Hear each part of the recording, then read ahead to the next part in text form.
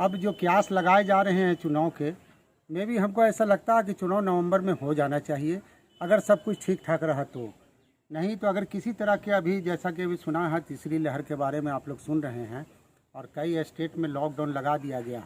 और चुनाव ऐसी चीज़ है, ख़ास करके पंचायत चुनाव, जो हर स्टेट से लोग अपने अपने क्षेत्र में आते हैं, अपने गांव में आते हैं वोट डालने के लिए, प्रचार करने के लिए, जिससे संभावना ये व्यक्त की जा रही है कि अगर तीसरी लहर आती है और तीसरी लहर का कोई असर देखने को मिलता है तो ये चुनाव का डेट निश्चित रूप से आगे बढ़ेगा। और अगर इस तीसरी लहर देखने को आपको नहीं मिलेगी तो नवंबर में भी चुनाव हो सकता है। क्या प्रक्रिया होगी चुनाव की? चुनाव की प्रक्रिया जो होती है, जो ईवीएम मशीन की जो तैयारी है वो चल रही है, चुनाव आयोग की तरफ से तैयारियां चल रही है। लेकिन अभी जो मामला ये है, क्योंकि पूरे देश का चुनाव रोक दिया गया है चुनाव आयोग की तरफ से। आप लोग भी इस बात को जानते होंगे कि चुनाव आयोग ने पूरे देश के हर चुनाव को स्थगित कर दिया है, रोक लगा दिया है। तो जब तक के कोई स्थिति अभी क्लियर नहीं हो जाती है, अगस्त सितंबर में आ रहा मामला सामने में कि अगस्त सितंबर तक तीसरी लहर आ सकती है। अगर तीसरी लहर आती है तो चुनाव में का डेट निश्चित रूप से आगे बढ़ेगा।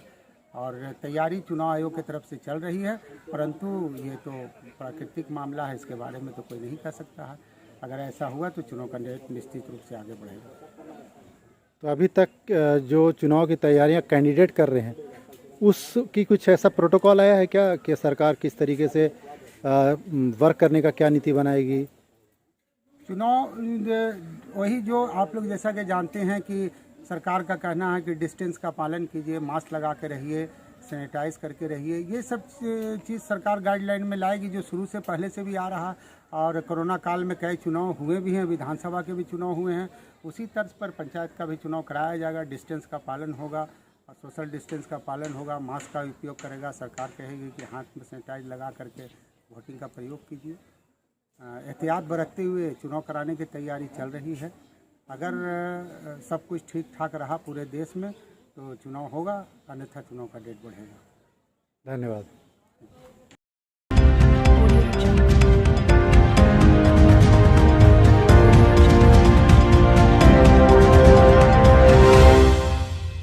स्वागत है आपका सब लाइव न्यूज़ में। मैं राज़िक अली खान। मैं आज मिलवाने वाला हूं जेडीयू के प्रदेश उपाध्यक्ष मकसूद अहमद खान साहब से। अभी जो है यूपी के जो मुख्यमंत्री हैं योगी आदित्यनाथ ने, जिन्होंने अभी एक नियम लागू किया है, 2 बच्चे से ज़्यादा चुनाव नहीं लड़ सकते हैं, तो नीतीश कुमार ने इसका विरोध किया है। इस बारे में आप क्या कहना चाहते हैं? देखिए, सबसे पहले तो हमारा जो देश है भारत, वो एक डेमोक्रेसी कंट्री है। इसमें जो सुप्रीम कोर्ट का फैसला होगा वही सबको मानना पड़ता है और हमारे देश का लॉ एंड ऑर्डर है। तो जो हमारे देश का संविधान है, कानून है, किसी के बोलने और किसी के कहने से कुछ नहीं होता है। जब गवर्नमेंट या फिर लॉ एंड ऑर्डर जो होगा वो सबको मानना पड़ेगा, जैसा भी हालात होंगे। यही मैं बोलना चाहता हूँ। तो आपको क्या लगता है, ये कानून मतलब लागू होने की चांस है या नहीं? देखिए, हमारे लगने या आपके लगने या किसी के लगने थर्ड पर्सन से नहीं होगा कुछ। देश का लॉ एंड ऑर्डर है, कानून है देश में। कानून कोर्ट से चलता है, समझ गए कि नहीं? सुप्रीम कोर्ट है हमारे यहाँ, और भी बहुत तरह के इंस्टीट्यूशन हैं। तो उन सब को देखकर ही हमारे यहाँ कुछ फैसला लेना पड़ता है, क्योंकि जमहूरियत देश है ये।